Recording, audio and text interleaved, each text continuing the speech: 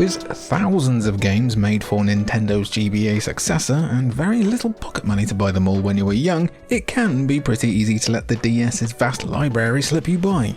But let's fix that. I'm Jimmy for Cultured Vultures, and these are the Nintendo DS hidden gems you probably never even heard about.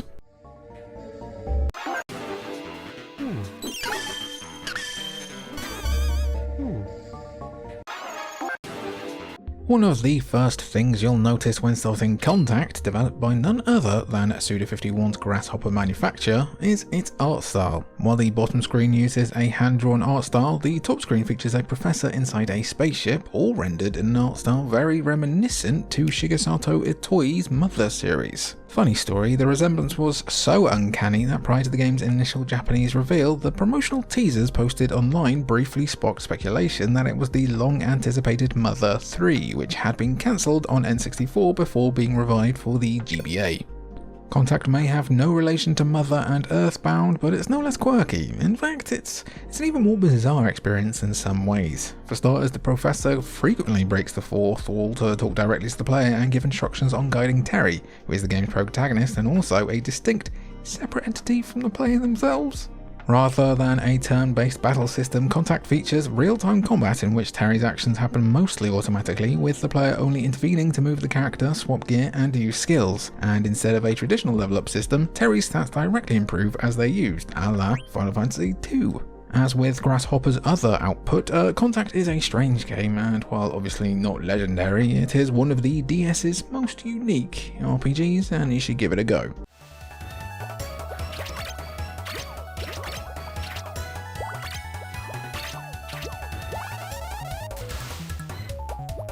Though Kirby is sure to come to mind when someone is asked to name a Nintendo platformer with a cute mascot character, his series isn't the only one under the company's vast umbrella. Developed by Tossei, the Starfy series is kinda like an aquatic counterpart to Kirby, and if you're on YouTube you legally have to specify that every single time. The titular character is a cute starfish who, like the more popular Pink Puffball, often finds himself thrown into adventures to save the world from the villain of the week. The Starfy games are also all relatively easy and beginner-friendly, though while Kirby's gameplay features flight and copy abilities, Starfy spends much of his time swimming through the ocean, gathering permanent upgrades and new moves. Starfy's adventures are also all fairly dialogue-heavy compared to Nintendo's other platformers. Until 2009, the series was firmly Japan exclusive. The legendary Starfy for the Nintendo DS, the series' fifth and currently last entry, was the first game to come west and the only one to receive a full English localization.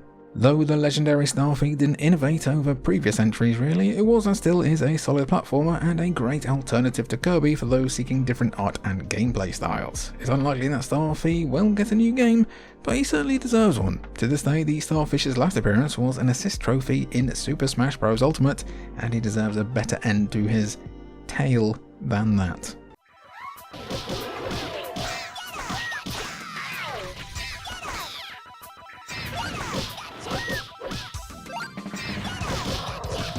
Released exclusively in North America, you rascals, Monster Tale is a rather curious Metroidvania. For the most part, it features the usual genre trappings: beautiful pixel artwork, a complex 2D world to explore, and permanent upgrades to find for your character. Monster Tale's primary twist comes in how it utilizes the two DS screens. Peter Ong and his studio Dreamrift wanted to make use of the dual screens in a unique way that didn't simply involve an extended view of the game world or basic menu screens. From there, the game's central gimmick was born. Early on in the story, protagonist Ellie ends up in another world and partners with Chomp, a monster hatchling. Chomp follows her around on her journey to get home and can be extensively developed with its own stats, experience, abilities, and evolutionary forms to manage. While Ellie explores the world on the top screen, the bottom screen is a sanctuary for Chomp from where he can be summoned to aid her. Ellie can also provide Chomp with food and toys to further his growth, and at times, puzzles require Chomp's help to solve. Pretty neat. Having released only a little over 2 weeks though after Pokemon Black and White in North America,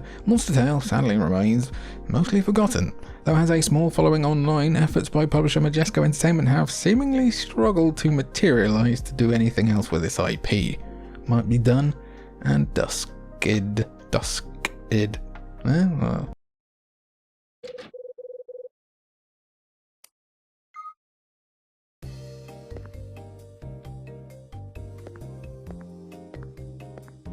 The DS's touchscreen makes it a natural fit for point-and-click adventure games, so naturally, developer Sing stepped up to the plate. After releasing another Code 2 Memories in 2005, 20 years ago, oh, I hate that, Hotel Dusk Room 215 came along in 2007. Hotel Dusk stars Kyle Hyde, who checks into the mystery hotel with that pesky Room 215 that can supposedly grant wishes. Kyle is on the search for Brian Bradley, a partner gone rogue that he was forced to shoot, but believing that Brian is still alive, Kyle seeks answers for Brian's actions in the past. While there, Kyle also begins to investigate and unravel many mysteries regarding the hotel and its residents. Hotel Dusk's gameplay is rather simplistic. The DS is held sideways, and the touchscreen, D-pad and microphone are all used to navigate the hotel and solve puzzles. Kyle also periodically interrogates people throughout the story, which requires players to carefully use what they've learned, with wrong choices having pretty dire consequences. Hotel Dusk was well received at launch, eventually receiving a sequel called Last Window: The Secret of Cape West that's arguably even more forgotten. Sadly, not only was the sequel never released outside of Japan and Europe, it would also be Sing's final game before the studio filed for bankruptcy, though the minds behind Hotel Dusk did thankfully get a second chance, joining Arc System Works' to release spiritual successor Chase Cold Case Investigations Distant Memories in 2016, which you can also hunt down on the 3DS.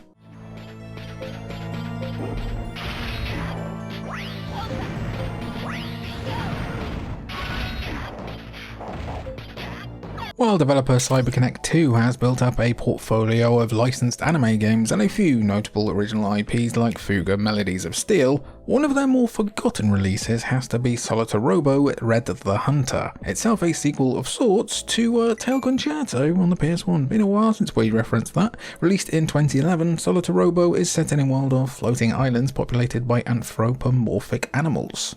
As with many other JRPGs, it's also got a steampunk setting, though Solitaire Robo sets itself apart in how it handles its core gameplay. Protagonist Red primarily pilots a mecha and fights by repeatedly grabbing and throwing objects and enemies. In addition to a standard XP and leveling system, Red can also upgrade his mech, learn new abilities, and occasionally disembark from his mech as the situation calls for. Solitaire Robo's narrative is split into two parts, the first of which primarily focuses on characters and world building before the second half delves into the origins of the world. The story is regarded as one of the game's greatest strengths, with charming and well-written characters that linger in the mind.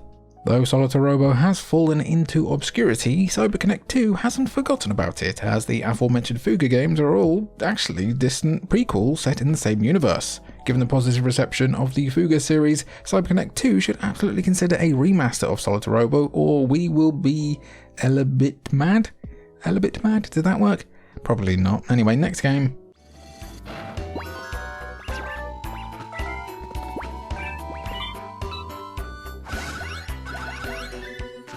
In the world of Ello-bits, all electronics are powered by those little boys. The star of the show, Kai, resents them as his parents spend much of their time conducting research on Ello-bits, leaving him feel neglected. After a thunderstorm causes a blackout in which the Ello-bits go into hiding, Kai takes up his father's capture gun to find the Ello-bits and restore power. The original Wii game ultimately culminated, sorry for the heavy Ello-bits spoilers here guys, in Kai discovering a new type of Ello-bit known as Zero and adopting it, leading into this DS sequel.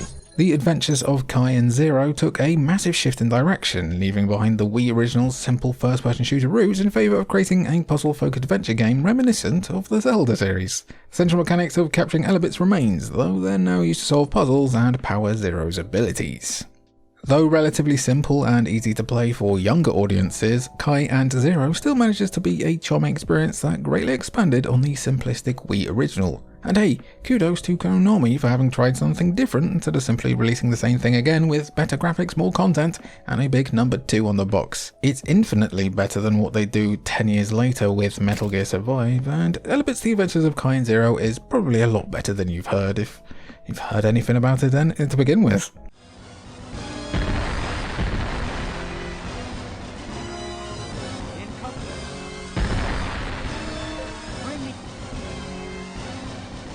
When you hear the name PlatinumGames, your first thoughts are probably of Bayonetta, Metal Gear Rising, or Astral Chain. Stylish, over-the-top action games that both razzle and dazzle, while providing just as much substance as it does style with high skill ceilings and advanced mechanics. It might be a bit of a surprise then to hear that they were also responsible for creating a sci-fi RPG for the DS that absolutely nobody played. This collaboration with Nude Maker, don't Google that please, is unlike anything Platinum has put out before or since, with a real-time combat system that focuses on issuing commands to a fleet of up to 5 ships. There's a rock paper scissors element at play here with the 3 primary commands of normal attacks, barrages and dodges. Barrages are a powerful stream of attacks, but choosing to dodge will evade nearly all of them. Interestingly, during dodges, normal attacks are more likely to hit ships. Though more combat options and mechanics open up as you progress, Infinite Space's greatest strength is in its narrative.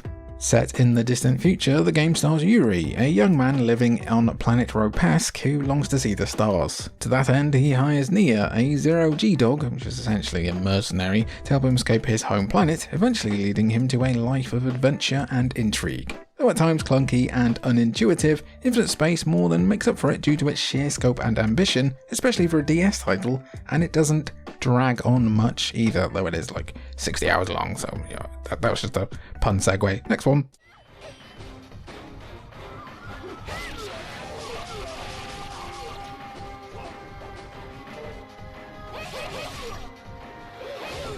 You know, Dragon, Dungeons and Dragons, whatever. Set between Ninja Gaiden and its sequel, the Xbox ones, not the NES originals, Ninja Gaiden Dragon's Sword is unusual in not only being a full 3D action game for the system, but also one where the DS is held sideways for the whole game. Series creator Tomonobu Itagaki wanted to create something unique coming to the DS's originality, and surprisingly enough, succeeded with this unconventional release. Dragon Sword's gameplay relies almost entirely on the touchscreen, with various motions and gestures linked to reuse different actions. Much of the spirit of Ninja Gaiden remains present in this portable outing. Combat is as fast-paced and frenetic as you'd expect, and Ryu retains key abilities, like absorbing essences from slain enemies to power his ultimate techniques. Though fundamentally pretty solid, Dragon Sword lacks 2 key tenets of the franchise. Number 1, the extreme levels of violence, and number 2, the extreme difficulty. It's one of the few titles in the series after its 2004 revival not to be rated M by the ESRB, and it shows. Still, while short and sweet, the fact that such an unusual action game turned out as good as it did is worth knighting.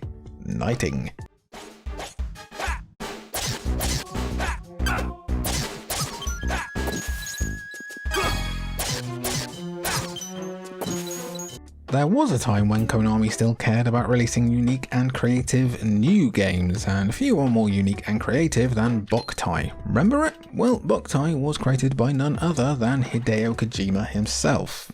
Released for the GBA, the Boktai games are a group of action RPGs centered around the concept of sunlight. Protagonist Django uses solar-based weapons to combat the undead, but you needed to use real sunlight in the real world. Even now, it's an extremely unique and innovative concept, but also one that essentially doomed the series to obscurity, especially after its 3rd entry never made it west. Lunar Knights is a soft reboot set in the same universe with new protagonists and Kojima in a producer role. Like Django before them, Lucian and Aaron are vampire hunters, and while the former has dominion over dark powers, the latter uses solar guns instead. Due to the inherent problems that came from forcing players to play Boktai in direct sunlight, Lunar Knights dropped the requirement, instead focusing on a dedicated in-game weather system. Fans of the OG trilogy, however, were still rewarded for their loyalty, as having one of the 3 prior games in the series inserted in the GBA slot would grant bonus effects. Neat. Though inherently more accessible than its predecessors, the fact that Kojima has long since left Konami likely means that Lunar Knights and Boktai at large will forever remain obscure relics,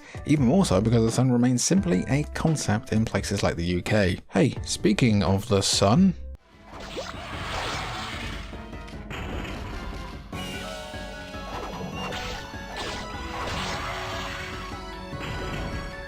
If you grew up with Clover and Capcom's all-time classic Okami, then chances are that the Game Awards 2024 left you crying tears of joy when Capcom announced that a full sequel was in development, helmed by none other than the legend himself, Hideki Kamiya. But before you return to the world of Okami with this new entry, it's worth taking a pit stop to check out this most likely now totally non-canon spin-off, even without Hideki Kamiya's involvement.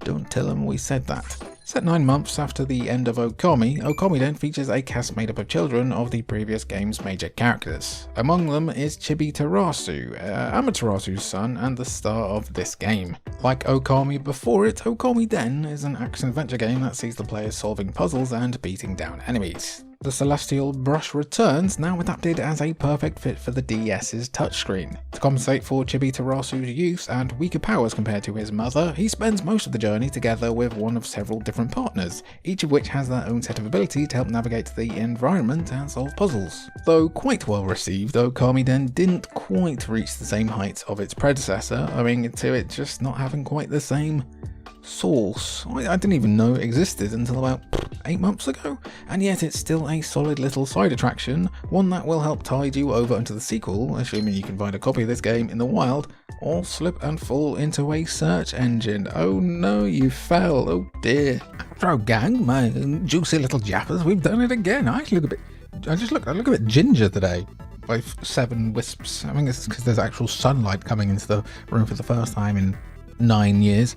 Anyway, that was some Nintendo Dust Hidden Gems. You want to see more Nintendo Dust Hidden Gems? If you do have some other Nintendo Dust Hidden Gems to recommend, get them, go on. Get them down there. Go on. Tuck in. Put them down there. I've been Jimmy for Cultured Vultures. It's been good to have you. And thanks for... Oh, my wrist clicked. That hurt a bit. Watching.